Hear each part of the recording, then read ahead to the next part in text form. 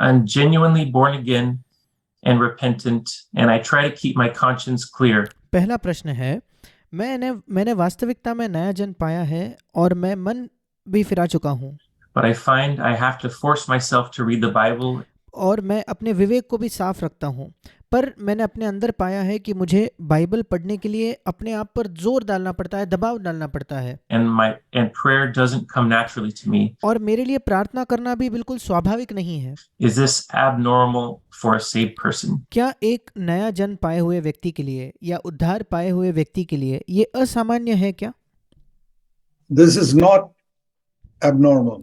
ये कोई असामान्य बात नहीं है, It's a perfectly normal experience. ये बिल्कुल स्वाभाविक सा एक सामान्य सा एक अनुभव है, Because in the beginning, we are so used to a sinful way of life, क्योंकि शुरुआत में हम इतने आदी हो जाते हैं एक बिल्कुल साधारण जीवन शैली से, and we're not naturally eager to read the Bible. It's like little children. और हम स्वाभाविक तौर पर हमें बाइबल पढ़ने की एक उत्साह नहीं होता, ये बिल्कुल छोटे बच्चों के समान है।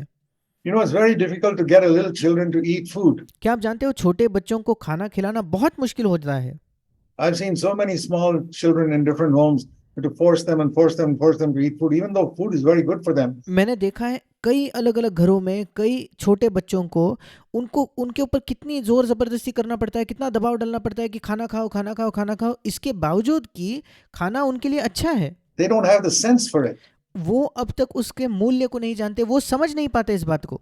But then once the person grows up and he understands the value of food, they're so eager to have a good meal. The same. पर एक बार कोई व्यक्ति बड़ा हो जाता है, फिर वो और खाने के मूल्य को समझ जाता है, फिर उसके खुद अंदर से एक आतुरता होती है, एक उत्साह होता है खाना खाने के लिए। Way, sometimes it's very difficult to get little children to go and have a shower and बिल्कुल वैसे ही कभी कभी बहुत मुश्किल होता है छोटे बच्चों को ये कहना कि जाकर नहा लो have a bath and cleanse yourself. या नहा कर खुद को शुद्ध करो, उनको समझाना बहुत मुश्किल होता है। They remain dirty and it doesn't bother them. उनको वैसे ही गंदगी में अगर वो रहे तो उन्हें उस बात की कोई परवाह नहीं होती। But as you grow older, you are very eager to keep your body clean and healthy and to take a shower.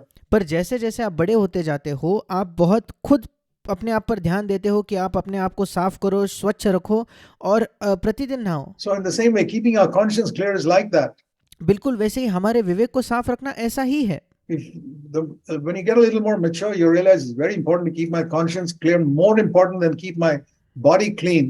और जैसे आप ज़्यादा प्रौढ़ हो जाओगे, ज़्यादा सयाने हो जाओगे, आप इस बात के महत्व को समझोगे कि अपने विवेक को साफ रखना मेरे शरीर को साफ रखने से भी कई ज़्यादा महत्वपूर्ण है।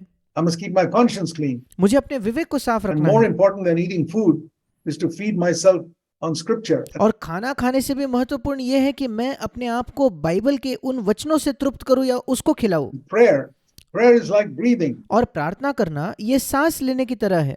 You know that some people have breathing difficulties. क्या आप जानते हो कुछ लोगों को सांस लेने में समस्या होती है, Asthma. They अस्थमा होता है, can't breathe properly. उनको दमा की तकलीफ होती है और वो सही से सांस नहीं ले पाते। And some people, if you have breathing difficulty, you'll never take it as unimportant. और अगर किसी व्यक्ति को सांस लेने या आपको सांस लेने में दिक्कत हो रही है तो आप कभी इसको महत्वपूर्ण नहीं समझोगे, कम महत्वपूर्ण नहीं समझोगे। You'll go to a doctor and say, why am I having breathing difficulty? आप तुरंत एक डॉक्टर के पास जाकर कहोगे कि क्यों मुझे सांस लेने में दिक्कत हो रही है। There are people who have pumped things into their mouth in order to be able to breathe properly. कुछ ऐसे लोग होते हैं जिनको अपने मुंह में एक पंप का इस्तेमाल करना पड़ता है और उसके वजह से वो अच्छे से सांस ले पाते हैं। So, keeping our conscience clear is like keeping our body clean. और हमारे विवेक को साफ रखना बिल्कुल हमारे शरीर को साफ रखने के समान है। Reading the Bible is like eating food. Bible को पढ़ना खाना खाने के समान है।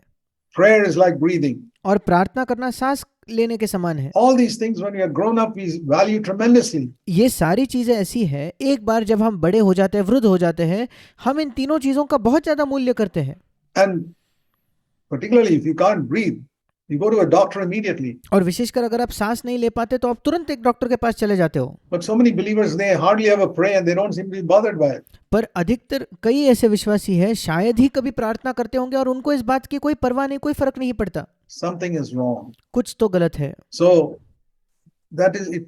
If you don't take your Christian life seriously, और इसलिए अगर आप आपके मसीही जीवन को गंभीरता से नहीं लेते तो and say, Lord, the most important thing in my life is my relationship with you. और ये नहीं कहते कि प्रभु मेरे जीवन की सबसे महत्वपूर्ण चीज आपके साथ मेरा जो रिश्ता है, आपके साथ जो मेरा संबंध, वो सबसे महत्वपूर्ण है And more important than physical health or anything else. और मेरे शारीरिक स्वास्थ्य या किसी और चीज से If I बढ़कर। take that seriously, then I put all these things in the proper place and I say, I must keep my heart clean. और अगर मैं इन चीज़ों को समझ जाता हूँ, फिर मैं इन चीज़ों को अपनी इसको सही मूल्य दूंगा और उनको सही स्थान पर रखूंगा और मैं कहूंगा कि मुझे अपने हृदय को साफ रखना है। I must be able to breathe in, मुझे must be able to talk to the Lord. मुझे सही से सांस लेते आना चाहिए, मतलब मुझे प्रभु से बात करनी It's है। not in times of kneeling down and praying, ये नहीं कि हम घुटने टेक कर प्रार्थना करते हैं, वो समय बिताते हैं, but all the time having a heart open to pray. पर निरंतर हमारा हृदय खुला होना कि हम प्रार्थना करते You हैं। know, I used to hear of people who spend 1 hour in prayer, 2 hours in prayer. मैं उन लोगों के बारे में सुनता था जो प्रार्थना में 1 घंटा बिताते हैं, 2 घंटे बिताते हैं, And I thought, boy, sometimes I tried to do that and my mind would wander. और मुझे लगता था कि मैंने ये करने की कोशिश की है पर मेरा मन यहाँ वहाँ भटक जाता था। And so I say, I'm going to pray whenever I feel like it. और फिर मैं कहने लगा कि मैं तभी प्रार्थना करूंगा जब कभी मुझे प्रार्थना करने को महसूस होगा तब। And so 61 minute prayers in a day, that's 1 hour of prayer. और फिर अगर मैं 60 बार एक दिन में 1-1 मिनट की प्रार्थना करूं, वो 1 घंटे की प्रार्थना हो गई। 121 minute prayers in a day is 2 hours of prayer. 120 बार अगर मैं 1-1 मिनट की प्रार्थना करूं दिन में, तो वो 2 घंटे की प्रार्थना हो गई। That, I find it's much easier like that मैं पाता हूं कि मेरे लिए ये ज्यादा आसान होता है to pray when we feel like it. कि हम तब प्रार्थना करें जब हमें वो करने की इच्छा हो। And sometimes, of course, you can wait for a longer time. और कभी-कभी शायद आप लंबे समय के लिए प्रार्थना But कर if you सकते हो। find that in prayer your mind is wandering, पर अगर आपको ये एहसास होता है कि प्रार्थना करते वक्त आपका मन यहाँ वहाँ भटक जाता है, तो get up and walk around and pray whenever you feel like it. And उठकर कहीं चलने लगिए और आपको फिर जब प्रार्थना करने का एहसास हो तो प्रार्थना you कीजिए। have a burden. और जब विशेषकर आपको कोई बोझ हो। And reading the Bible is just a matter of habit. और बाइबल पढ़ना ये एक आदत की बात है। You say, Lord, I want to get up in the morning.